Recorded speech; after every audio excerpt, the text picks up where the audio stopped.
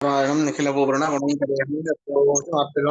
सुवाक्यैः अस्योद्भवादितमशेष विशेषतोऽपि वन्द्यं सदा प्रियतं नमसन्नमामि अभ्रमं भङ्गरहितम् अजडं विमलं सदा आनन्दतीर्थमतुलं भजे तापत्रयापहं पृथ्वीमण्डलमध्यस्थः पूर्णबोधमतानुगाः वैष्णवाः विष्णुहृदयाः तानमस्ये गुरून् नमः श्रीगुरुभ्यो नमः हरिः ओम्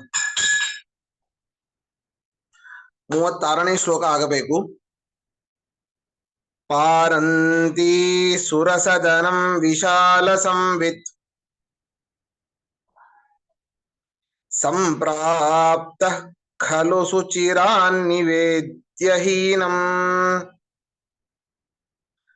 ग्राम्याग्रक्षितिपतिभिर्दिनार्धमात्रात् तद्भूतिर्व्यधित सभूत बल्यनल्पाः. ನೋಡಿ, ಆಚಾರ್ಯರು ಪಾರಂತಿ ಅಂತ ಒಂದು ದೇವಾಲಯ ಅಂತೆ.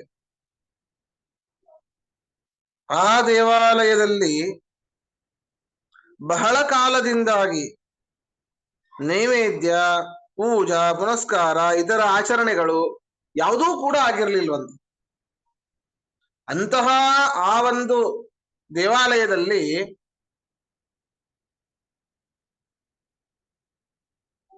ಆಚಾರ್ಯರು ಹೋಗಿ ಆ ಊರಿನ ಮುಖಂಡರನ್ನ, ಗ್ರಾಮ ಮುಖಂಡರನ್ನ ಅಲ್ಲಿಗೆ ಕರೆದು, ಆ ಒಂದು ಪ್ರದೇಶ ರಾಜನನ್ನ ಕರೆದು ಅವರೊಡನೆ ಸರಿಯಾಗಿ ಮಾತಾಡಿ, ಆ ಅರ್ಧ ದಿನದಲ್ಲಿಯೇನೆ, ಅವತ್ತಿನ ದಿನ ಮಧ್ಯಾಹ್ನವೇನೆ ಪೂಜೆ, ನೈವೇದ್ಯ, ಭೂತಬಲಿ, ರಥೋತ್ಸವ ಮೊದಲ ಎಲ್ಲಾ ವೈಭವಗಳನ್ನ ಆಚಾರ್ಯರು ಮಾಡಿಸಿದರಂತೆ. ನೋಡಿ, ಎಲ್ಲ ನಿಂತು ಹೋಗಿದ್ದವು.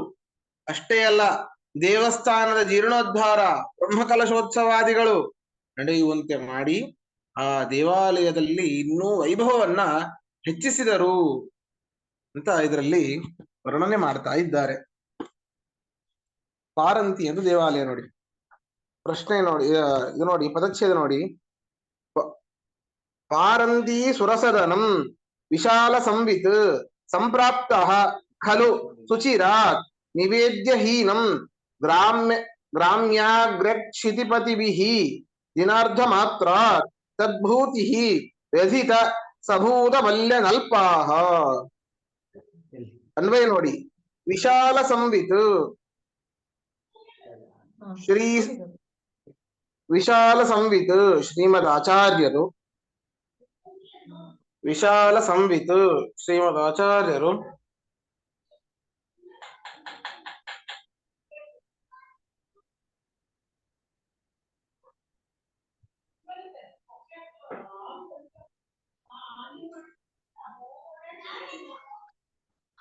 ಸುಚಿರಾತ್ ಬಹಳ ಕಾಲದಿಂದ,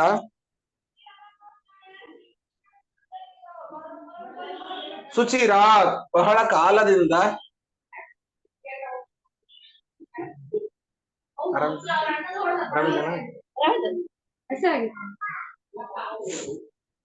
ಸುಚಿರಾತ್ ಬಹಳ ಕಾಲದಿಂದ ನಿವೇದ್ಯಹೀನಂ, ನಿವೇದ್ಯಹೀನಂ ನೈವೇದ್ಯ ಸಮರ್ಪಣ ಮೊದಲಾದ ಪೂಜಾ ವಿಧಾನಗಳಿಲ್ಲದ, ನಿವೇದ್ಯಹೀನಂ ನೈವೇದ್ಯ ಸಮರ್ಪಣ ಮೊದಲಾದ ಪೂಜಾ ವಿಧಾನಗಳಿಲ್ಲದ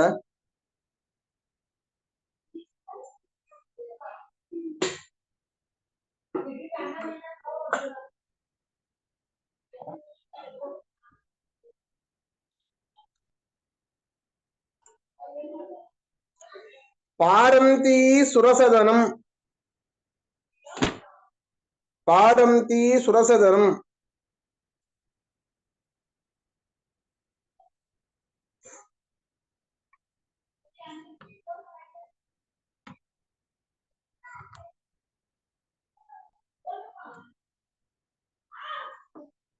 ಪಾರಂತಿ ಸುರಸದನಂ, ಪಾರಂತಿ ದೇವಾಲಯವನ್ನು, ಪಾರಂತಿ ದೇವಾಲಯವನ್ನು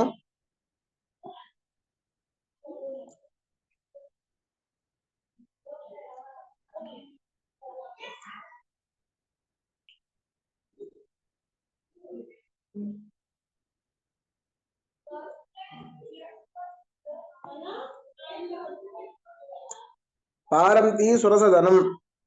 ಪಾರಂತಿ ದೇವಾಲಯವನ್ನು ಸಂಪ್ರಾಪ್ತ ಹೊಂದಿದವರಾಗಿ ಹೊಂದಿದವರಾಗಿ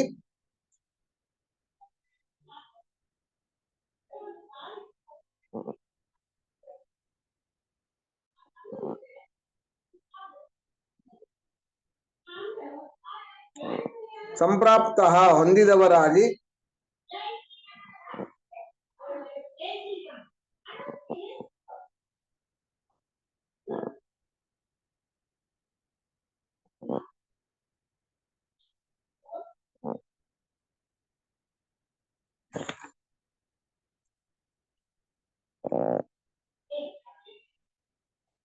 ಗ್ರಾಮ್ಯಾಗ್ರ ಕ್ಷಿತಿಪತಿಭಿಃ ಗ್ರಾಮ್ಯಾಗ್ರ ಕ್ಷಿತಿಪತಿಭಿಃ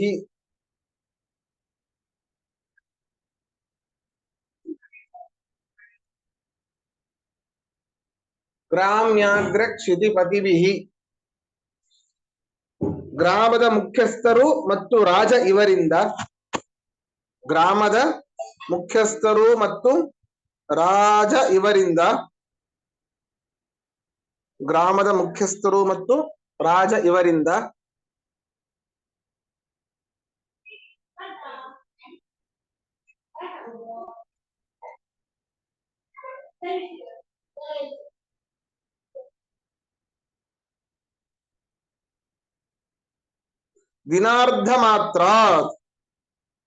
ದಿನಾರ್ಧ ಮಾತ್ರಾತ್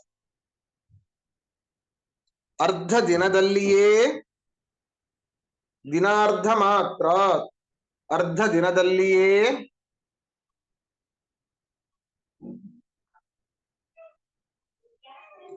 ಸಭೂತ ಬಲಿ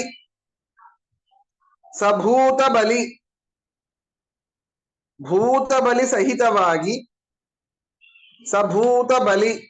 ಭೂತ ಬಲಿ ಸಹಿತವಾಗಿ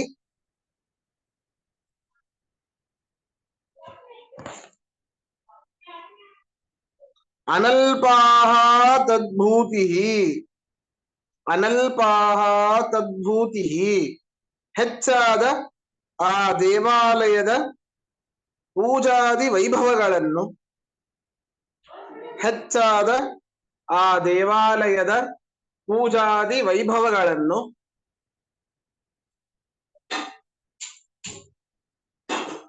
ಹೆಚ್ಚಾದ ಆ ದೇವಾಲಯದ ಪೂಜಾದಿ ವೈಭವಗಳನ್ನು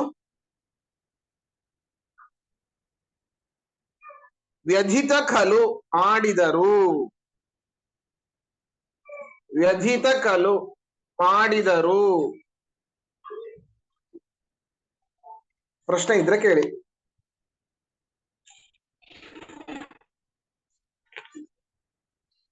ನಿಮ್ಗೇನು ಪ್ರಶ್ನೆ ಅಂತಂದ್ರೆ, ಆ ದೇವಾಲಯ ಅಂತ ಹೇಳಿದ್ರಿ, ಯಾವ ದೇವಾಲಯ, ಯಾವ ದೇವರಿದ್ದಾರೆ ಅಂತ ಪ್ರಶ್ನೆ ಬರ್ತಾ ಇದೆ. ನಿಜ ಆಚಾರ್ಯ.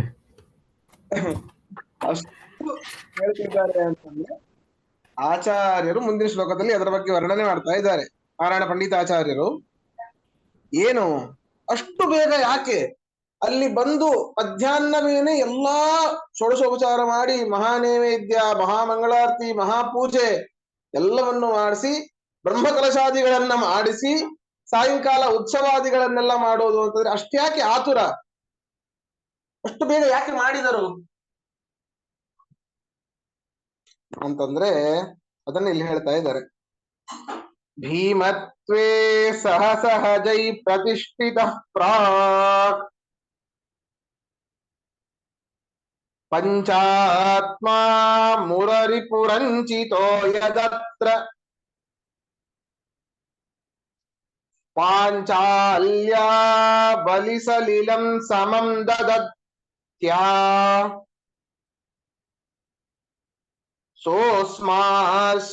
ಸೋಸ್ಮಾಶೀತಮಿಮಮತಃ ಪ್ರಪೂಜ್ಯ ಪೂಜ್ಯಃ. ನೋಡಿ, ರುದ್ರಾದಿ ದೇವತೆಗಳಿಂದ ಸೇವಿಸಲ್ಪಡುವಂತಹ ಆಚಾರ್ಯರು ದ್ವಾಪರ ಯುಗದಲ್ಲಿ ಭೀಮನಾಗಿ ಇದ್ದಾಗ ಆ ವನವಾಸದಲ್ಲಿ ಇದ್ದಾಗ ಧರ್ಮರಾಜನೇ ಮೊದಲಾದ ಆ 4 ಸಹೋದರರೊಡನೆ ಈ ಪಾರಂತಿ ದೇವಾಲಯಕ್ಕೆ ಬಂದಿದ್ರಂತೆ. ಈ ಪಾರಂತಿ ದೇವಾಲಯವನ್ನ ಮಾಡಿದ್ದೇ ಭೀಮಸೇನ. ಅಂದ್ರೆ 5 ಜನರು ಕೂಡ 5 ಕೃಷ್ಣನ ರೂಪಗಳನ್ನ ಪೂಜೆ ಮಾಡಿದ್ದರಂತಲ್ಲಿ. ಅನಿರುದ್ಧ, ಪ್ರದ್ಯುಮ್ನ, ಸಂಕರ್ಷಣ, ವಾಸುದೇವ, ಜನಾರ್ದನ. ಈ ರೀತಿ 5 ಜನರು ಕೂಡ ಕೃಷ್ಣನ 5 ಪ್ರತಿಮೆಗಳನ್ನ ಅಲ್ಲಿ ಪ್ರತಿಷ್ಠಾಪನೆ ಮಾಡಿದ್ದರು. ಅಷ್ಟೇ ಅಲ್ಲ, ಆ ದೇವಸ್ಥಾನ ಸುತ್ತಲೂ ಕೂಡ ಅಷ್ಟದಿಕ್ಪಾಲಕರಿಗೆ ಭೂತಬಲಿ ಅಂತ ಕೊಡ್ತಾರೆ. ಭೂತಬಲಿಯ ಕೊಟ್ಟಿದ್ದು ಭೀಮಸೇನ ದೇವರು ಅಷ್ಟದಿಕ್ಪಾಲಕರಿಗೂ. ಅನ್ನದ ಒಂದು ಹಾಕಿ ಕೆಂಪದಲ್ಲಿ ಕುಂಕುಮವನ್ನು ಕಲಿಸಿ ಅನ್ನದನ್ನು ಹಾಕಿ ಅಲ್ಲಿ ಕರ್ಪೂರವನ್ನು ಹಚ್ಚಿಡಬೇಕು. ಇವಂ ಬಲಿಂ ಗ್ರಹಣ ಅಂತ ಹೇಳಿ ಆಯಾಯ ದಿಕ್ಪಾಲಕ ದೇವತೆಗಳನ್ನ ಹೆಸರನ್ನ ತಗೊಂಡು ಪಾಲಯ ಪಾಲಯ ರಕ್ಷಯ ರಕ್ಷಯ ಅಂತ ಹೇಳಬೇಕು. ಹೀಗೆ ಎಲ್ಲದರ ಮೇಲೆ ಹೀಗೆ ಆಯಾಯ ಅಷ್ಟ ದಿಕ್ಕುಗಳಲ್ಲಿಯೂ ದಿಕ್ಕಿಗೆ ಮತ್ತೆ ಉಪದಿಕ್ಕುಗಳಲ್ಲಿ 8 ದಿಕ್ಕುಗಳಲ್ಲಿ 4 ದಿಕ್ಕುಗಳು, ಇನ್ನು 4 ಉಪದಿಕ್ಕುಗಳು. ಹಾಗೆ ಅಲ್ಲಿ ಬಲಿಯನ್ನ ಹಾಕಿದಾಗ ಅದರ ಮೇಲೆ ನೀರನ್ನ ಹಾಕಬೇಕು. ಆವಾಗ ನೀರನ್ನ ಹಾಕ್ತಾ ಇದ್ದಿದ್ದು ದ್ರೌಪದಿ ಅಂತೆ ಭೀಮಸೇನ ದೇವರ ಕೈಗೆ. ಹೀಗೆ ಆ ನೀರನ್ನ ಹಾಕ್ತಾ ಇದ್ಲು. ನಾನು ಪ್ರತಿಷ್ಠಾಪನೆ ಮಾಡಿದಂತಹ ಈ ದೇವಾಲಯ ಹರಿ ಸಾಕ್ಷಾತ್ ಇದ್ದಾನೆ, ಇಲ್ಲಿ ಪೂಜಾ ಪುರಸ್ಕಾರವೇ ಇಲ್ಲ, ಏನಿದು ಅಂತ ಹೇಳಿ ಅಷ್ಟು ಶೀಘ್ರವೇನೆ ಆ ಒಂದು ದೇವಾಲಯವನ್ನ ಜೀರ್ಣೋದ್ಧಾರಗೊಳಿಸಿ ಬ್ರಹ್ಮಕಲಶ ಮುಂತಾದಗಳನ್ನೆಲ್ಲ ಮಾಡಿ ಅಲ್ಲಿ 5 ರೂಪದಿಂದಾಗಿ ಅದೇ ಭೀಮನೇನೆ ಮಧ್ವರಾಗಿ ಬಂದಾಗ ಅದನ್ನ ಸ್ಮರಿಸಿಕೊಂಡು ಪರಮಾತ್ಮನ ಒಂದು ಪೂಜೆಯನ್ನ ಮಾಡಿದರು. ಇದನ್ನು ತಿಳ್ಕೊಂಡು ಎಲ್ಲೂ ಕೂಡ ಆಚಾರ್ಯರು ರುದ್ರಾದಿಗಳ ಪೂಜೆಯನ್ನು ಮಾಡಿದ್ದಾರೆ ಅಂತಿಲ್ಲ. ಮಾಡಿದ್ರು ಲಿಂಗ ರೂಪದಿಂದಿದ್ರು. ಈಗ ಅನಂತೇಶ್ವರ ಲಿಂಗ ರೂಪದಲ್ಲಿ ಇದ್ದಾನೆ. ಎಲ್ಲರೂ ಏನ್ ತಿಳ್ಕೊಳ್ತಾರೆ, ಅದು ಶಿವ ಅಂತ ತಿಳ್ಕೊಳ್ತಾರೆ. ಅಲ್ಲ, ನಾರಾಯಣನೇ ಅದು ಅನಂತೇಶ್ವರ ಅಂದ್ರೆ. ಲಿಂಗ ರೂಪದಲ್ಲಿ ಇದ್ದಾನಷ್ಟೇ. ಇಲ್ಲ ಅಂತಂದ್ರೆ ಅದ್ರ ಮುಂದೆ ಮತ್ತೆ ಚಂದ್ರಮೌಳೇಶ್ವರ ಅಂತ ಮಾಡ್ತಾ ಇರ್ಲಿಲ್ಲ ದೇವಸ್ಥಾನವನ್ನ. ಕೃಷ್ಣನ ಗುಡಿಯ ಪಕ್ಕದಲ್ಲಿ ಇರುವಂತದ್ದು, ಹೊರಗಡೆ ಬಂದ ತಕ್ಷಣ ಇರುವಂತದ್ದು ಚಂದ್ರಮೌಳೇಶ್ವರ. ಅದರ ಹಿಂದೆ ಅನಂತಾಸನ ಅನಂತೇಶ್ವರ. ಆದ್ದರಿಂದ ಪರಮಾತ್ಮನ ಪೂಜೆ ನಿಲ್ಲಬಾರದು. ನಾನು ಪ್ರತಿಷ್ಠಾಪನೆ ಮಾಡಿದಂತಹ ಒಂದು ಮೂರ್ತಿ ದೇವಸ್ಥಾನದಲ್ಲಿ ಇಲ್ಲೇಬಾರದು ಅಂತ ಹೇಳಿ ಅಷ್ಟು ಶೀಘ್ರವಾಗಿ ಅಲ್ಲಿ ಅದನ್ನೆಲ್ಲ ಸ್ಮರಣೆ ಮಾಡ್ಕೊಂಡ್ರಂತೆ. ಹಿಂಗ್ ಭೂತ ಬಲಿಯನ್ನ ಕೊಟ್ಟಿದ್ದೆ, ದ್ರೌಪದಿ ನನಗೆ ನೀರನ್ನ ಹಾಕ್ತಾ ಇದ್ಲು ಅಂತ ಎಲ್ಲ ಸ್ಮರಣೆ ಮಾಡಿಕೊಂಡು ಅದರಿಂದಾಗಿ ಅಷ್ಟು ಪುನಃ ಆ ಪರಮಾತ್ಮನ ಕೃಷ್ಣನ 5 ರೂಪಗಳನ್ನ ಚಿಂತನೆ ಮಾಡುತ್ತಾ ಅಲ್ಲಿ ಪೂಜಾ ವಿಧಾನಗಳನ್ನ ಮತ್ತೆ ಶುರು ಮಾಡಿದರು ಅಂತ ಹೇಳ್ತಾ ಇದ್ದಾರೆ. ಇವಾಗ್ಲೂ ಕೂಡ ಅಲ್ಲಿದೆ ಪ್ರತಿಮೆ. ಅಂದ್ರೆ ಪ್ರತಿಮೆ ಇಲ್ಲ, ಅದು ಒಂಥರ ಗುಂಡು ಕಲ್ಲುಗಳು ಇದೆ. ಕಲ್ಲಿನಲ್ಲಿ ಆ ಪಾಂಡವರೇ ಪ್ರತಿಷ್ಠಾಪನೆ ಮಾಡಿರುವಂತ. ಈ ಸರ್ತಿ ಹೆಂಗಾರು ಬಂದಿದ್ದಾರೆ, ಹೋಗ್ ಬನ್ನಿ, ಹತ್ರ ಅನ್ಸತ್ತೆ. ಸರಿ, ಪದಚ್ಛೇದ ನೋಡಿ. ಎಲ್ಲಿದೆ ಅದು? ಉಡುಪಿ ಹತ್ರನಾ? ಹಾ ಹೌದೌದು, ಅಲ್ಲೇ. ಎಲ್ಲಿ? ಉಡುಪಿ ಹತ್ರನೇ ಅಮ್ಮ, ಉಡುಪಿ ಮಂಗಳೂರು ಹತ್ರನೇ.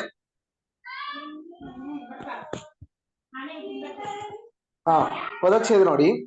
ಭೀಮತ್ವೇ ಸಹ ಸಹಜೈಹಿ ಪ್ರತಿಷ್ಠಿತಃ ಪ್ರಾಕ್ ಪಂಚಾತ್ಮ ಮುರರಿಪುಃ ಅಂಚಿತಃ ಯತ್ ಅತ್ರ ಪಾಂಚಾಲ್ಯ ಬಲಿಸಲಿಲಂ ಸಮಂ ದದತ್ಯ ಸಹ ಅಸ್ಮಾರ್ಷೀತ್ ತಂ ಇಮಂ ಅಥ ಪ್ರಪೂಜ್ಯ ಪೂಜ್ಯ.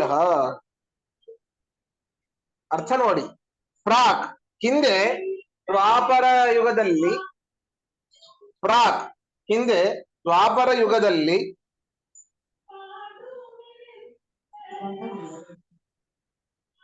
ಭೀಮತ್ವೇ ಭೀಮತ್ವೇ ತನ್ನ ಭೀಮಸೇನ ರೂಪದಲ್ಲಿ ತನ್ನ ಭೀಮಸೇನ ರೂಪದಲ್ಲಿ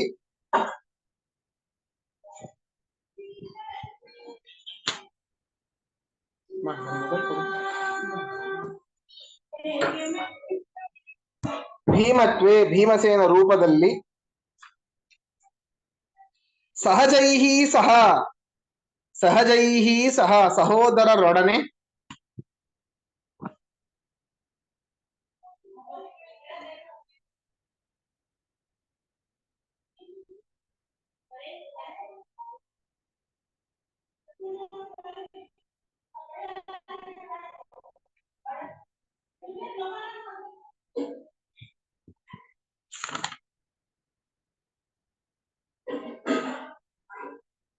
ಮುರ ಸಹೋದರರೊಡನೆ ಅತ್ರ ಪ್ರತಿಷ್ಠಿತ ಈ ಪಾರಂತಿ ದೇವಾಲಯದಲ್ಲಿ ಪ್ರತಿಷ್ಠೆ ಮಾಡಲ್ಪಟ್ಟ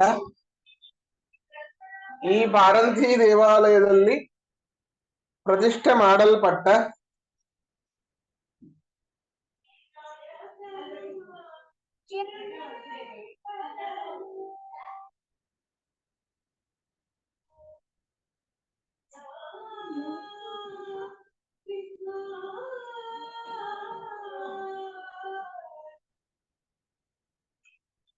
ಅತ್ರ ಪ್ರತಿಷ್ಠಿತ ಈ ಪಾರಂತಿ ದೇವಾಲಯದಲ್ಲಿ ಪ್ರತಿಷ್ಠೆ ಮಾಡಲ್ಪಟ್ಟ ಪಂಚಾತ್ಮ ಮುರರಿಪು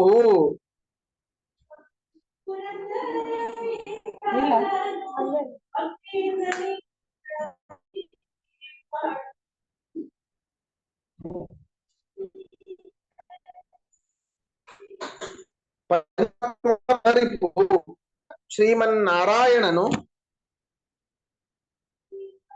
5 ರೂಪಗಳುಳ್ಳ ಶ್ರೀಮನ್ನಾರಾಯಣನು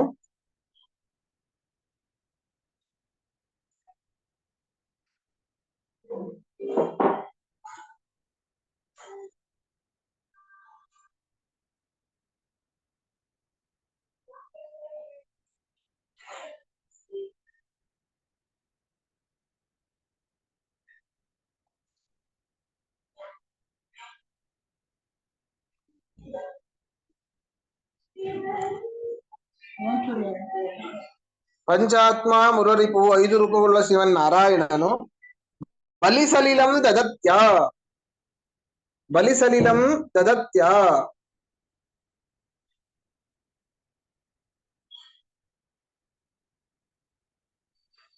ಬಲಿಸಲಿಲಂ ದದತ್ಯ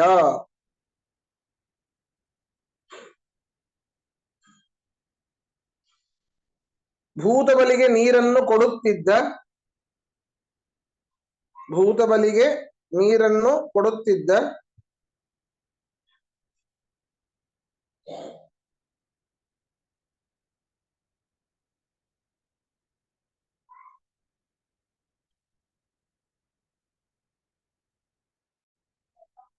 ಭೂತಬಲಿಗೆ ನೀರನ್ನು ಕೊಡುತ್ತಿದ್ದ ಪಾಂಚಾಲ್ಯಾ ಸಮಂ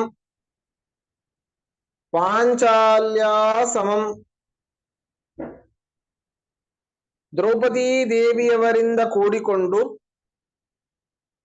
ದ್ರೌಪದಿ ದೇವಿಯವರಿಂದ ಕೂಡಿಕೊಂಡು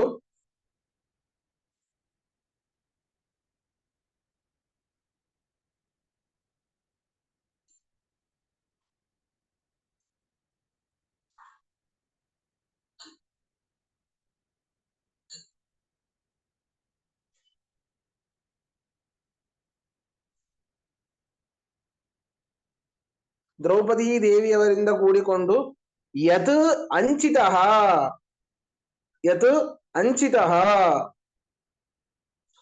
ಯಾವ ಕಾರಣದಿಂದ ಪೂಜಿಸಲ್ಪಟ್ಟಿದ್ದನೋ ಯಾವ ಕಾರಣದಿಂದ ಪೂಜಿಸಲ್ಪಟ್ಟಿದ್ದನೋ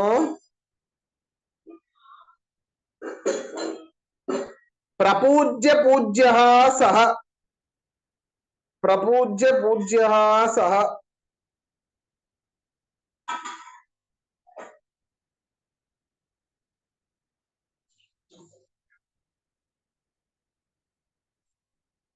ಪರಮ ಪೂಜ್ಯರಾದ ರುದ್ರಾದಿಗಳಿಂದಲೂ ಪರಮ ಪೂಜ್ಯರಾದ ರುದ್ರಾದಿಗಳಿಂದಲೂ ಪೂಜ್ಯರಾದ ಆಚಾರ್ಯರು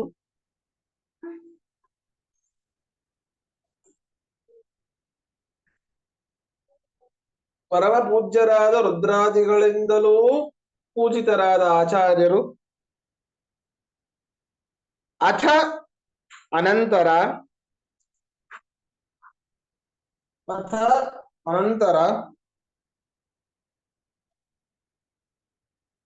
ತಂ ಇಮಂ ಆ ವಿಷ್ಣುವನ್ನು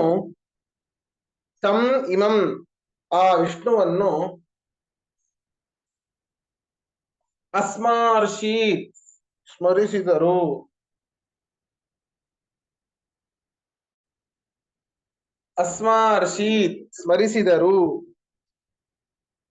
ಪ್ರಶ್ನೆ ಇದ್ರೆ ಕೇಳಿ.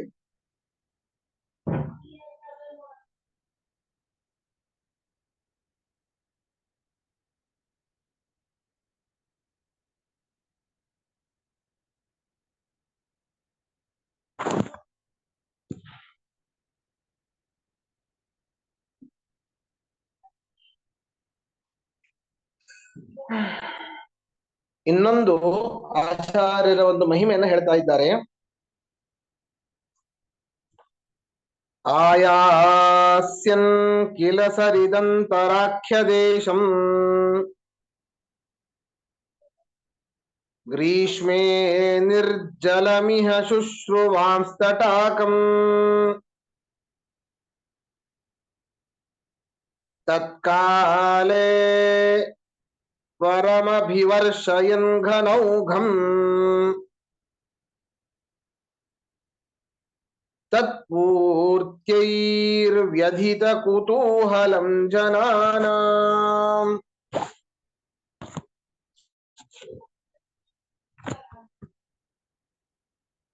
ಏನಂತಂದ್ರೆ ಆಚಾರ್ಯರು ಬೇಸಿಗೆಯಲ್ಲಿ ಇನ್ನೊಂದು ಗ್ರಾಮ ಅಂತೆ. ಯಾವುದು ಅಂತಂದ್ರೆ ಇಡೆತುದೆ ಅಂತ ಒಂದು ಗ್ರಾಮ. ಯಾವುದು? ಇಡೆತುದೆ ಅಂತ ಗ್ರಾಮ ಅಂತ. ಆ ಗ್ರಾಮದ ಕಡೆಗೆ ಆಚಾರ್ಯರು ಹೋಗಿರ್ತಾರಂತೆ. ಅಲ್ಲಿ ಕುಡಿಲಿಕ್ಕೆ ನೀರಿರ್ತದೆ, ಆದ್ರೆ ಅಲ್ಲಿ ಹೊಲಗದ್ದೆಗಳಿಗೆ ಜೀವವಾಗಿರುವಂತಹ ಕೆರೆ, ಆ ಕೆರೆ ಬತ್ತಿ ಹೋಗಿರ್ತದೆ. ಬಾವಿಗಳಲ್ಲಿ ಎಷ್ಟು ಬೇಕೋ ಅಷ್ಟು ಕುಡಿಲಿಕ್ಕಂತೂ ನೀರಿರ್ತದೆ. ಆದ್ರೆ ಆ ಊರಿನ ಮುಖ್ಯ ಕೆರೆ ಆದಂತಹ ಆ ಕೆರೆ ಬತ್ತಿ ಹೋಗಿಬಿಟ್ಟಿರ್ತದೆ. ಆ ಸಮಾಚಾರವನ್ನ ಆಚಾರ್ಯರು ಕೇಳ್ತಾರಂತೆ. ಕೇಳಿದಾಗ ಆಚಾರ್ಯರ ಪವಾಡ ನೋಡಿ ತಮ್ಮ ಒಂದು ಪ್ರಭಾವದಿಂದಾಗಿ ಮೋಡಗಳನ್ನ ತರಿಸಿ ಬರೀ ಆ ಕೆರೆ ಭಾಗ ಮಾತ್ರ ಮಳೆ ಆಗಬೇಕು, ಇನ್ನೆಲ್ಲೂ ಇಲ್ಲ. ಬೇಸಿಗೆ ಕಾಲದಲ್ಲಿ, ಅದು ಉಡುಪಿಯಂತಹ ಮಂಗಳೂರು ಪ್ರದೇಶದಲ್ಲಿ ಬರೀ ಆ ಕೆರೆ ಭಾಗದ ಮಾತ್ರ ಮಳೆ ಆಗಬೇಕು.